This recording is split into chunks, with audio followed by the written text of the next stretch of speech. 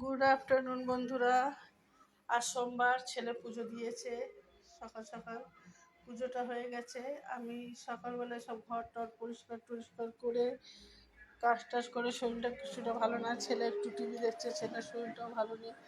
যাই হোক, ছেলে শুয়ে আছে। তো আমি এখন রান্না করছি। হ্যাঁ, রান্নার মধ্যে ভাতটা হয়ে গেছে, ডালটা ফুটছে, ডালটাও হয়ে গেছে। এবার উচ্ছে আলুটা ভাজবো, আর পনির ভুজিয়া করব ডিম মানে পেঁয়াজ দিয়ে। পনির ভুজিয়াটা হয়ে গেলে তারপরে আর কিছু করব না। উচ্ছে আলু ভাজা, কালকের মাছ আছে একটুখানি, মাছের ঝাল করেছিলাম, আর মাছ আছে, আর আমের চাটনি করেছি, সেও আছে। তো যাই হোক, এখন আর কিছু করব না। তার শরীরটাও ভালো নেই, এখন কাঁচা বাকি আছে, একটু কাচবো, কেটে স্নান টান করবো। যেহেতু সোমবার ছিল, ছেলে পুজো দিয়েছে বলে আমাকে আর পুজো করতে হলো না।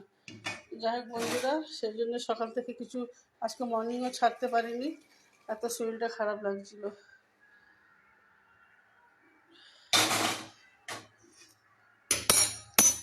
যাই হোক, তো বন্ধুরা, টাটা বাই।